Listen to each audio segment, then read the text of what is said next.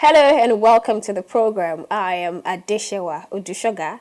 With just 1 month at the end of 2018, Nigeria now has proposed a spending plan for 2019. President Muhammadu Buhari has presented the 2019 budget totaling at 8.83 trillion naira to the National Assembly. Let's take a quick look at the highlights of the proposed 2019 budget. The document has an oil price benchmark of $60 per barrel, while production has a benchmark of 2.0 million barrels per day, including condensate. Now, the exchange rate is pegged at $305 naira per dollar, while GDP expectations are 3.01% and inflation at 9.98%. Expected revenue generation has been put at 6.97 trillion naira, with the bulk of it to come from oil, while oil revenue has been projected at 3.73 trillion naira and non-oil revenue projection at 1.3 trillion naira. For revenue projection, President Buhari says the 2019 budget has an expected recurrent expenditure of 4.4 trillion naira, while statutory transfer has been put at 492.35 billion naira. Capital expenditure is estimated at 2.03 trillion naira, while debt services has been estimated at 2.14 billion naira. The president also says he has increased allocations for the ministries of Defense, Interior, Health, and Education. The Ministry of Interior got the highest money with a sum of 569.07 billion naira budgeted for the ministry, while Defense got the second highest with 435.6 billion naira. I beg your pardon.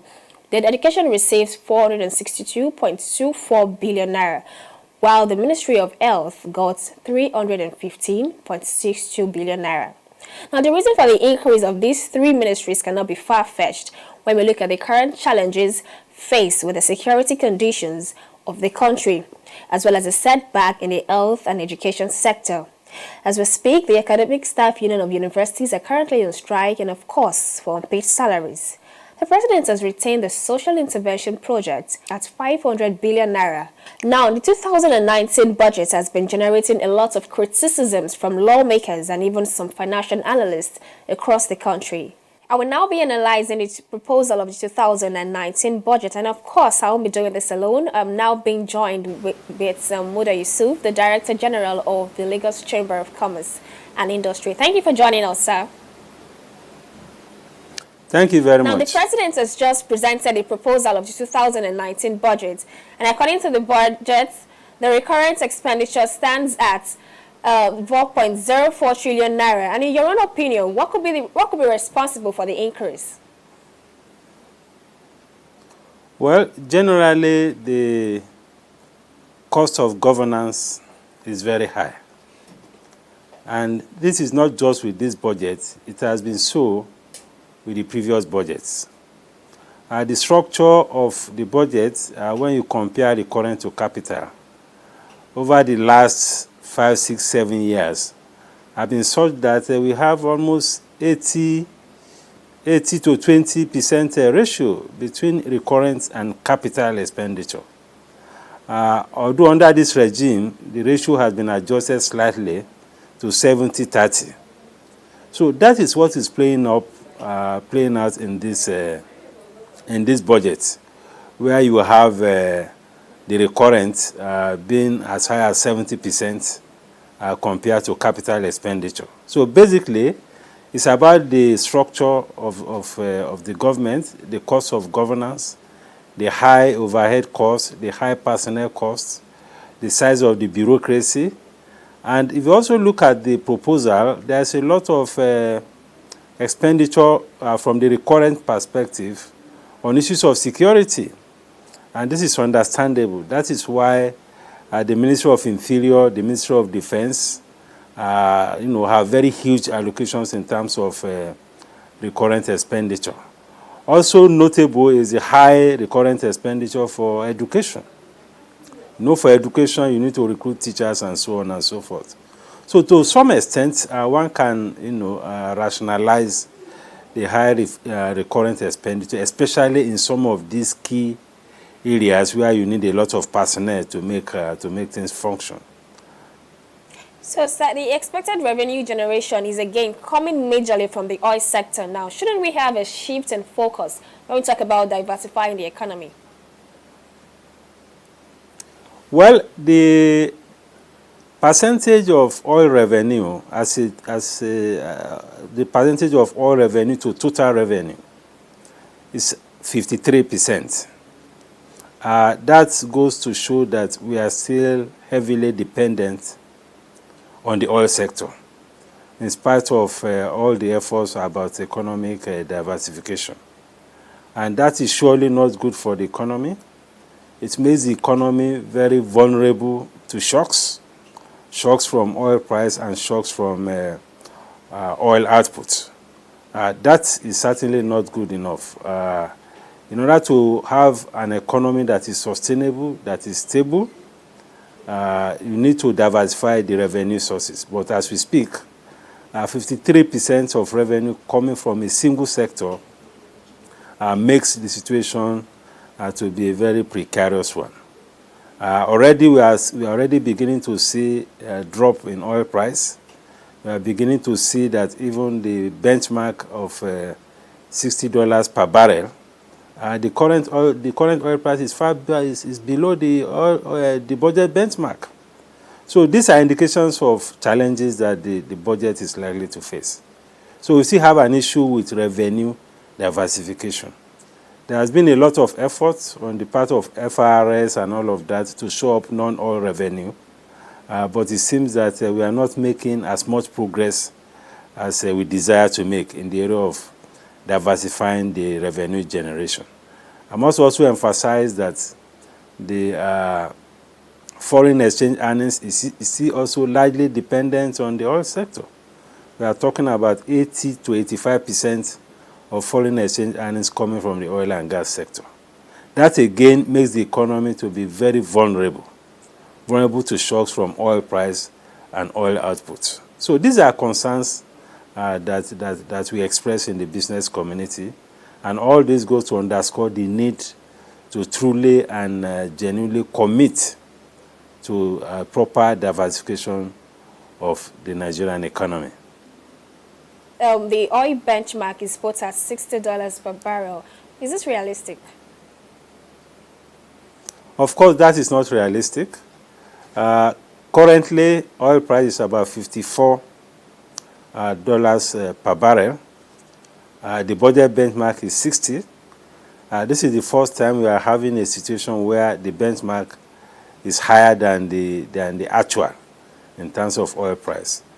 So it's an unrealistic assumption, and I expect that by the time we go through the deliberations on the appropriation bill, some of these benchmarks will have to be reviewed because it's clearly not a realistic assumption. Now, we also have issues with assumptions with the exchange rate. The exchange rate assumption in the budget is 305 to the dollar. That again is unrealistic. And the implication of using 305 is that it will understate the revenue that is coming from the oil sector, our foreign earnings. Because by the time you begin to convert the dollar earnings into naira using 305 exchange rate, it's going to shortchange the federation account. And it's also going to shortchange all the parties that are supposed to share from the federation account. So my view is that we need to review the exchange rate assumption to at least between 350 to 360. I think that will be more realistic, and that will properly reflect the naira revenue that should come into the federation account.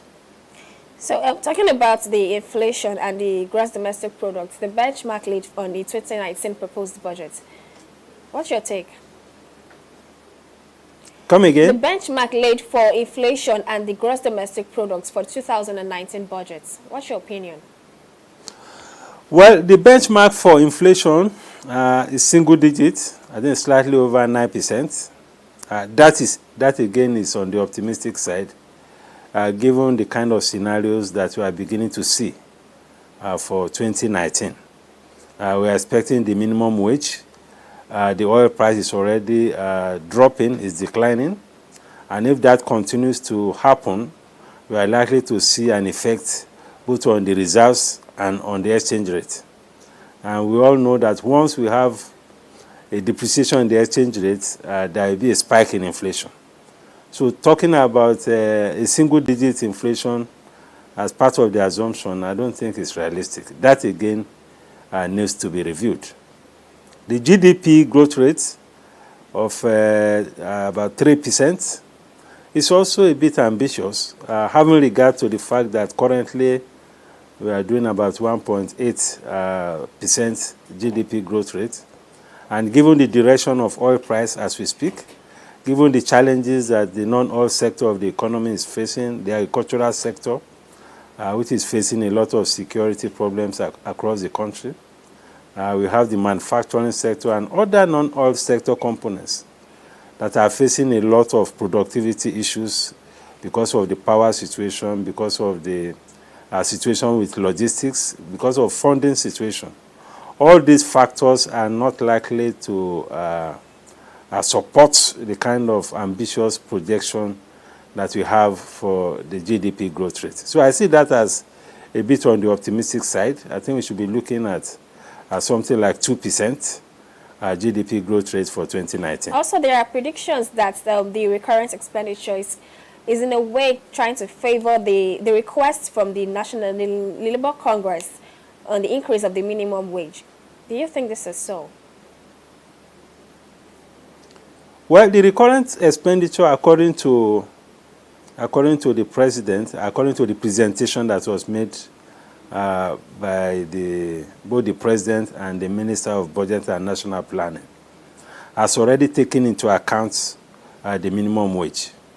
And that surely will have reflected in the size of the recurrent expenditure.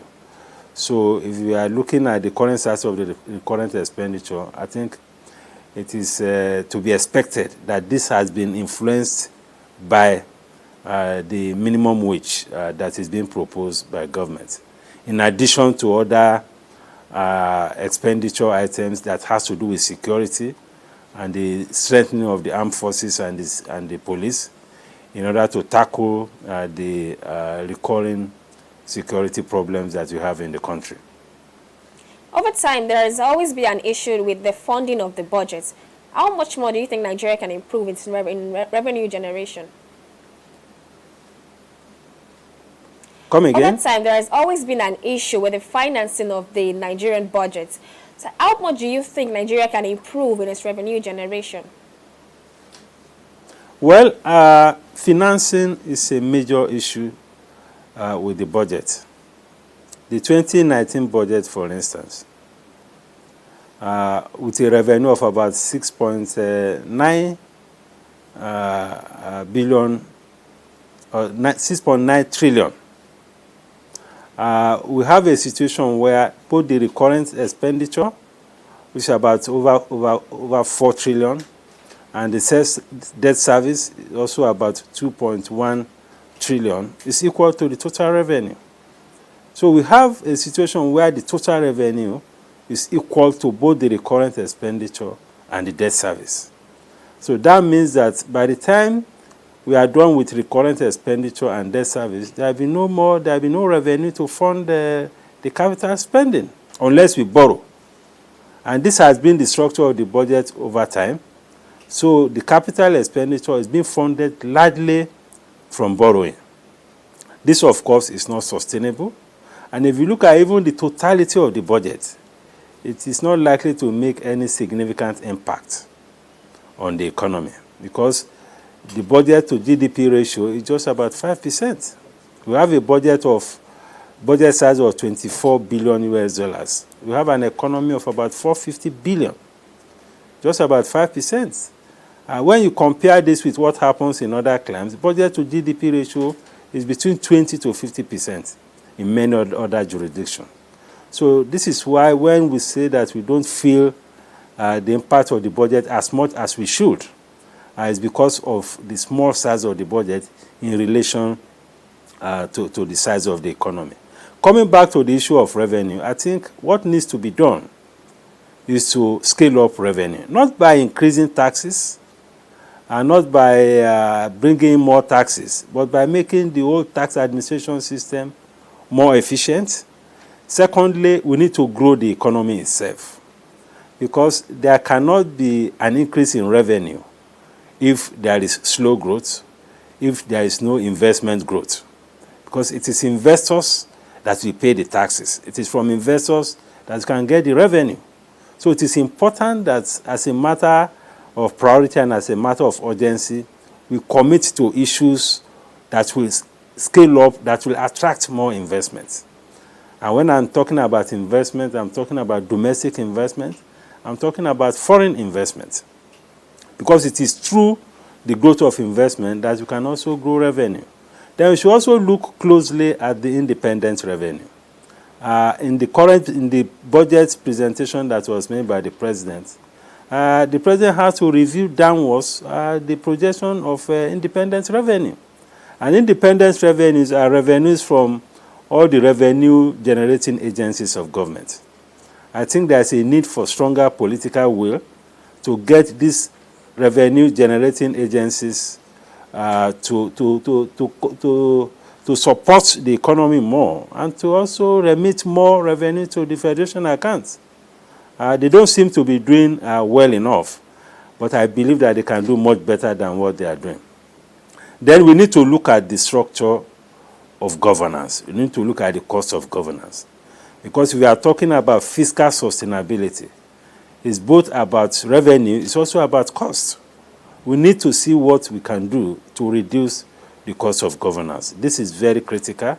We also need to review our debt management strategy in order to reduce the burden of debt servicing, especially domestic debt servicing on the economy. So these are the kind of strategies that we can deploy to ensure that we have an economy and a fiscal system that is more sustainable. Clearly, what we have now is not a sustainable fiscal system. If we are not careful, it's something that can easily lead to a fiscal crisis. If you have a situation where your recurrent expenditure and debt service is equal to your total revenue, I mean, that is not good for the economy at all. Now, talking of the debt management, in the proposal, it was indicated that the budget deficit proposal stood at 1.859 trillion naira, and the federal government is saying it would finance the shortfall in revenue, domestic and foreign borrowing, totaling at 1.649 trillion naira. Are we not likely to experience a worse debt servicing ratio in 2019? Well, there may be challenges of debt service, but the strategy of the government, which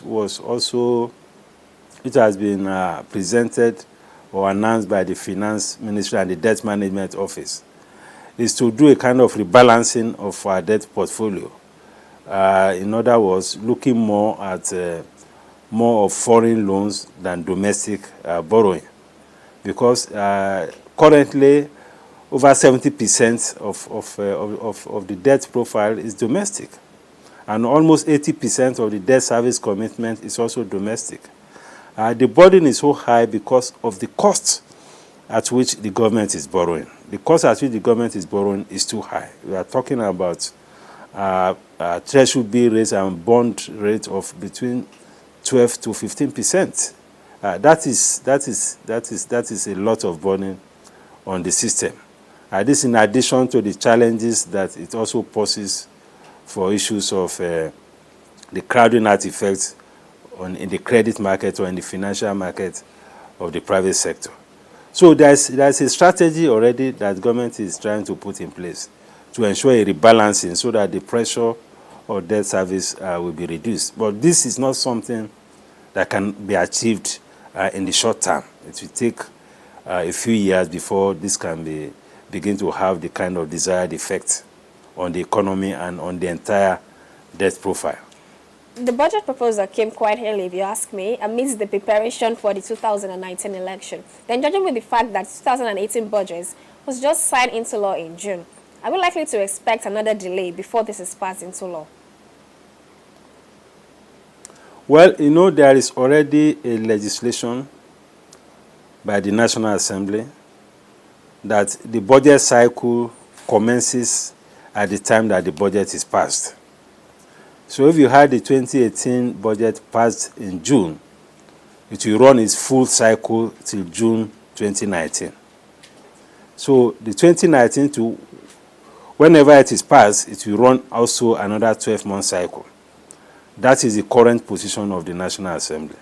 But that is not to excuse all the kind of delays that we have been having, because the current arrangement is too fluid. It creates a lot of uncertainty. It creates problems for planning, both for government and the private sector and the other players in the economy. So the earlier we're able to return to the January-December cycle, the better. But in order to accommodate the shortcomings of timing and delays, the National Assembly has come up with this arrangement where each budget cycle will commence from the date that the budget was signed into law. So that is the position for now. But for this budget, like it's likely we have some delays. It's likely to run up till, the passage may not come until maybe around March or April, because we are in a political season. Very soon the National Assembly will go on break. In fact, I'm sure they're already on break. And we have recess here and there. They have to go for campaigns and all of that.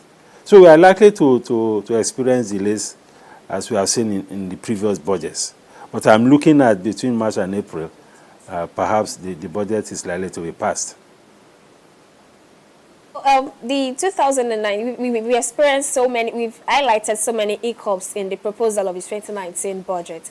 So how do you think this could affect the economy? Well, it will affect the economy if there is too much of variance, first of all, between the projections and the actual.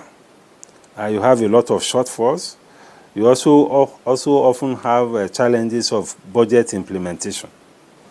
From the latest report from the Finance Ministry, budget implementation currently is less than just about 20% in terms of capital budget implementation.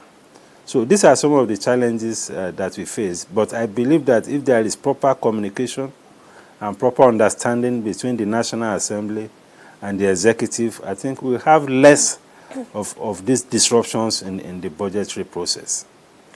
Oh, we thank you very much, Muda Yusuf, for joining us on the program. Thank you very much.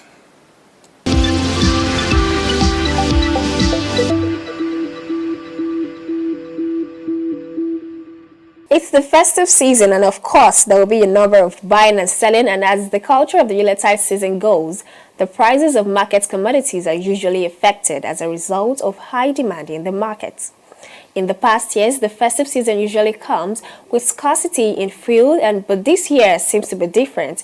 But some people think the forthcoming elections could also be responsible for this. This week, I had a Vox Pop session with some traders in Lagos to see how market prices is faring and the demand for market commodities. What do you sell?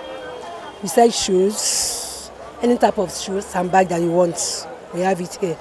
So since the festive period, talking about Christmas and we are coming on the New Year, how has the sales been? Very, very good. There is a real turn up. Has the prices of commodities gone up from where you buy these things from? No, at all. It's still the same price. So how is the demand like from people?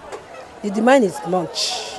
And we have like before, maybe in a day we used to sell maybe 20 pairs of shoe, but this time around we sell up to 50 pairs, 60. So it means that since the festive period, even with the condition of Nigeria, you are not affected? With the condition of Nigeria, we still have a good sales.